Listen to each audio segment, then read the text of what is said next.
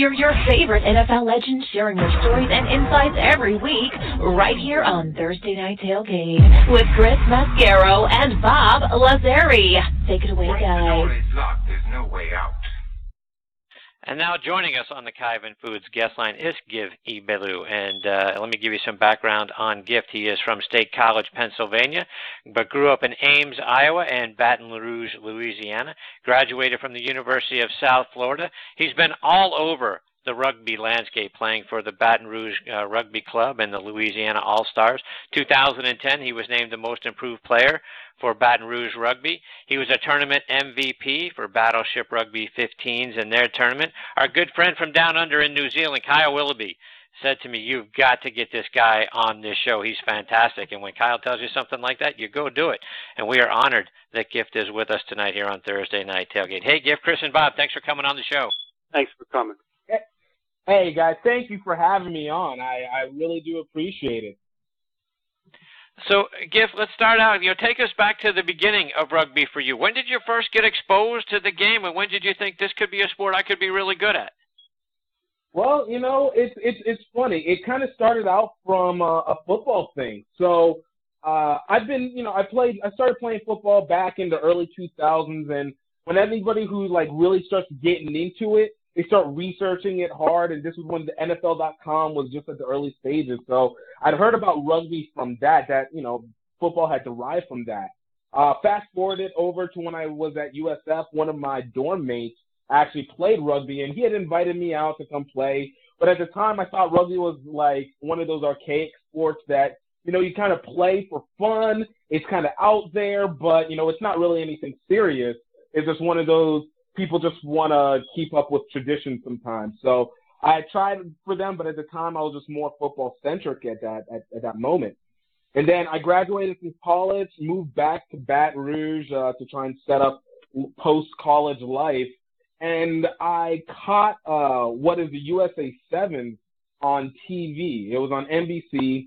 I was watching the guys, and I was just thinking to myself, these guys, I bet you they could move the ball better if they maybe juked a little bit. And maybe a little bit more agility. I was like, that's something I can do. I remember I tried it in college. And so I kind of made a joke to myself. I was like, what would be funny? If Baton Rouge ended up having a rugby team, because Baton Rouge never has anything. It never has anything. But looked it up online, found out Baton Rouge had a rugby team. And then I looked at the time that they're supposed to be there. And in my mind, I was thinking, it's probably one of those dead sites where they used to have a team, but now they're not active anymore. So they probably aren't out there, but let me go check, because why not? It would be funny. Come out there, and I see a bunch of guys just running back and forth. And I was like, okay, these guys are real. So I ended up coming back the next week, and it just kind of kicked off from there. It was getting the chance to play my first game, and I just kind of fell in love with it from there. And just kind of just built up, got introduced to the culture, and I was sold. And to that end, Gift, talk about the rugby culture. What is it like? How, compare it to football. What's the rugby culture like based on, compared to either college football or NFL football? So I've always felt that when it comes to rugby, it's relating back to that old kind of fraternity, sorority kind of concept where you have these group of people that, by all intents and purposes, you might not necessarily run into in your basic walk of life, at least socially. But you have this underlying connection with rugby that allows you to be your unadulterated self.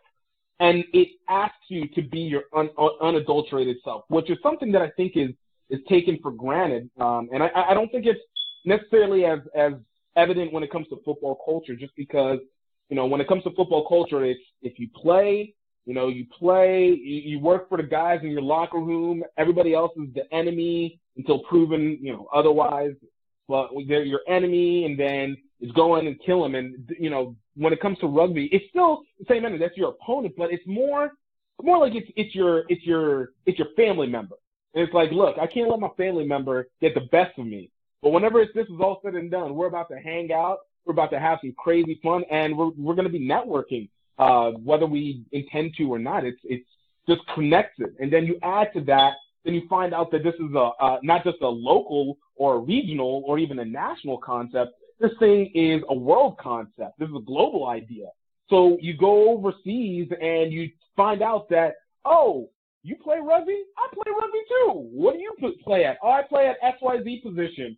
And all of a sudden you just have this immediate connection that goes. And it's like you just already understand what you're expected to be as a rugby player. There's an element of wild. There's an element of sophisticated. There is the basic connection of, can we hold a general social interaction that we know we kind of live within this framed rules, unexplained rules that, we're here to have a good time, maybe have some drinks, tell some stories.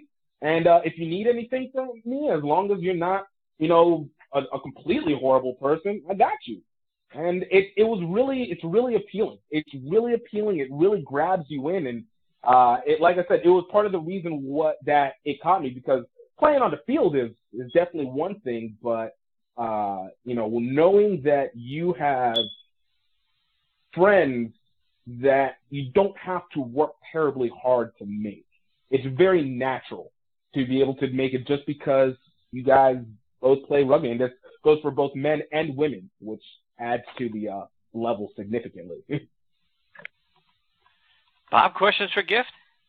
Gift, it's a pleasure to speak with you. I'm learning so much, and it's on my bucket list to learn a lot more about the game. As you know, here in America, it's just so much basketball, baseball, football, and but doing some research throughout the week, I figured I'd try to come up with some questions, Gift, that maybe everyone would have, and I found out that the couple different types of rugby like rugby league, rugby union. Could you tell our listeners the main difference between those two? Yeah, absolutely. So, it's funny because rugby has such a long history to it. It's about over 100 years old. And so when we're typically talking about rugby, there's a faction of rugby union and rugby league. Whenever people generally say rugby is talking about rugby union, which is typically a 15-on-15 or 7-on-7 sport. It's distinguished between two sets of players, pack, which is your first 8 numbers, and then your first 9 technically numbers, and then your backs 10 to 15. Holding about 23 players, it is a continuous action, 80 minutes game where it is, you score from making a try, which is actually touching the ball inside the goal line, not just crossing the line. 5 points for a try, 2 points for conversion, and then you have a chance for kicks, whether it's a penalty kick or a drop kick, which is equivalent to 3, versus rugby league, which is typically done with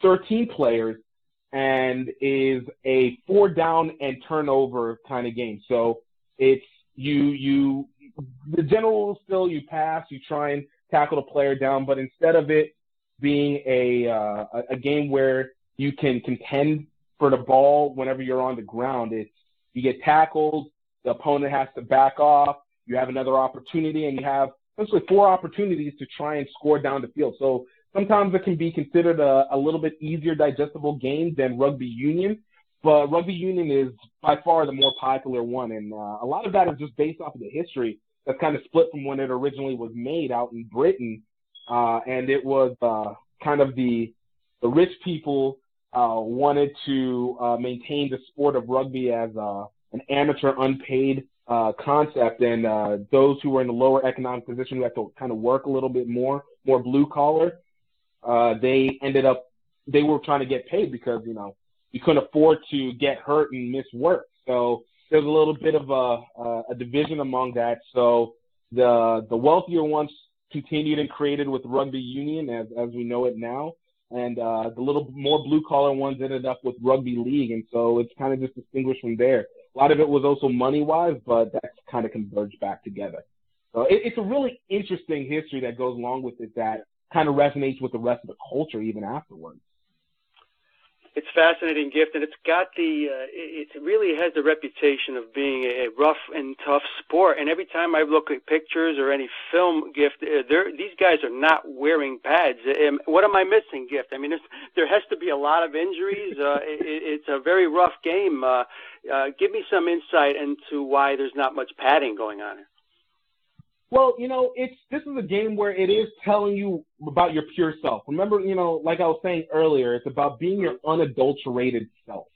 And when it comes with rugby, you'll find that the padding isn't really a benefit. I always like to liken it back to whenever we were all kids, and for some of us who were playing football, we're playing backyard football, we're passing the ball around, we're getting tackled, getting hit, even if you're doing it on a day-to-day when you're older. But you realize that with rugby, while there are injuries, I'm not even going to pretend to say there aren't. I think that's been out there. There are injuries. The severity of the injuries can very differ because the requirements that you need to do for rugby different. Like the way that you tackle. You don't launch yourself like you do in football. It's not shoulder, just a pure launching shoulder tackle. You're not going to be a rocket going to. You have to wrap up. You have a box range that you're allowed to tackle. You can't go above the chest. That's an illegal tackle. You aim. You got to keep your head right. It's a proper tackling technique. Something that I think we see a lot of with a team like the Seattle Seahawks, who actually went out and went to rugby guys to learn how to tackle, and benefited them greatly back in 2015. So it's those little aspects that that adjust the game so that the injuries are not severe and that you're not taking the impact so directly through the body. It's a little bit spread out throughout the body. So it makes it for a more adjustable game for whenever you're playing without pads. And then there's other rules that go along with it that are still maintained to that safety level. And then add to that, you're running around for 80 minutes. This is, again, there's no stoppage outside of penalties. So whenever you're running and you're running, constantly, think of it playing like you're playing soccer, except for now you have contact that's actually involved. So you get pretty tired after a little bit, and launching your body and then missing the play after doesn't necessarily help anything either. And Gift, one more before we let you go, but, I think you make a lot of really good points. Is that, something that, football could learn from rugby? You talk about Seattle learning how to tackle better, and goodness knows, tackling seems to be a lost art. I know my Steelers could use a little help learning how to tackle. But from a not just from a tackling perspective, but just from a safety perspective, right? I mean, to Bob's earlier point, you guys have no pads, no helmet, right? I mean, it seems like the NFL went from the days where they wore leather helmets to the helmets that they've got today, and a lot of innovation has been done around the helmet. And we've been proponents on trying to make the helmet safer. But maybe they had to take a page from rugby. Maybe they're going the wrong direction. Maybe instead of more pads and more stuff, maybe they need to go to less. Because you guys are out there just like Bob says, in t-shirts and shorts, and I would assume that you guys are having less head injuries and that sort of thing, because if you weren't, no one would want to play the sport. And to your point about the the zone, the tackle, and that sort of thing, it seems like maybe football could learn something from what you guys are doing out there in rugby.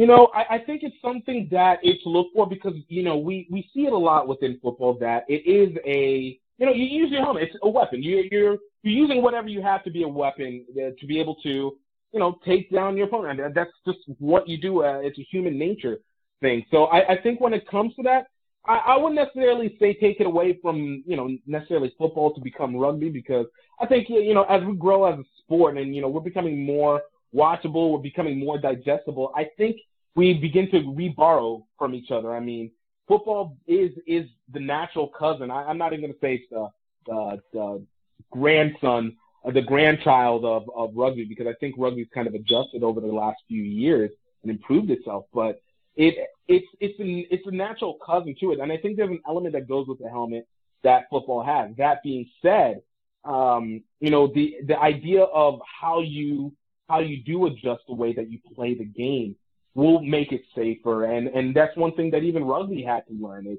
no longer is it those days where it's you just get crazy and you box somebody on the field and then it's whatever happens after that. It's now let's be targeted. Let's be correct. Let's aim for what we're supposed to go for specifically. And I think it does have a resonating effect on how you can be perceived as a game. I've always been a big believer that, the days of Tommy Boy rugby has kind of diminished. So it does give us a little better perspective. And I think the same thing is going to happen with football, that while people say that the game might be getting proverbially soft, I think that it's more of we're just changing the way that we look at it. And to be honest, I think makes us for smarter, makes for us to have smarter athletes overall. One thing that I can definitely credit to rugby is, as a skill sport, you have to have really intelligent athletes to be able to play and to be able to distinguish the field. So I think the two can work in conjunction. And I think as the game here in the U.S. begins to create its own identity and build out from there, we'll start to see more and more of it happening, where both sides are able to benefit from each other. Rugby getting a little bit of the football flash, football getting a bit of the rugby technique. Gift, before we let you go, let our listeners know, how can they stay up to date with what you're doing, whether it's online or over social media? Absolutely. So just quick heads up, the company that we run is called Gift Rugby Network. Our job is to make sure that we can help transition new people into rugby, so through media. So you can find us on Facebook at Gift Rugby. You can find us on Twitter and Instagram at Gift Rugby, and on YouTube, Gift Rugby Network. We broadcast live games about twice a month, at minimum at least twice a month. We are always putting out stories, always putting out videos to be able to just help it become more digestible, and even now beginning to work on creating events. So you can get ready to hear more about what we're going to be doing, because we want to make sure that we're building a presentation of the sport that the general sports fan can understand and they can digest, so that we bring more, because diversity in sports is amazing. Like, who doesn't love being able to say, I can watch a different sport any time of the year and I can bring the same energy and not feel a conflict with it? So we're working hard to make sure we're doing it. A lot of us, even outside of Gift Rugby, are doing it. So, yeah, you can find us all around there. Fantastic stuff, Gift. Thanks so much for taking time out of your night to come on and be a part of the show. It was great having you. We hope you come back and join us again sometime. Lots more we'd love to get into with you. We got a lot more to learn about the sport of rugby and to have you share about the World Cup and everything else that's going on around the. Anytime, Gift. All right, take care, Gift. That is Gift Egbelu. And Bob, and oh, by the way, the guy's a fantastic singer. If you haven't looked him up on YouTube, you really should. He's got a lot of great stuff on there. Not only about rugby, but the guy's got a fantastic voice too. So we thank Gift for being a part of the show. And Bob, certainly, we've talked for years about making the game of football safer, and we've talked about ways to make the helmet better. But I think it bears discussion when you look at what they do in rugby. And, to Gift's point about, the Seattle Seahawks going in there to learn how to tackle better. First of all, like I said a moment ago, my father talks about this all the time when we're watching the Steelers. Tackling is a lost art. They can certainly learn a lot about tackling, but it might also take a page out of what they're doing. So maybe less is more with respect to some of the precautions and the pads and all of those sorts of things. Maybe rugby's got it right. Maybe they need to go a completely different direction in making the games safer for the players. I think that's what we take out of this interview most of all, Chris, is the difference.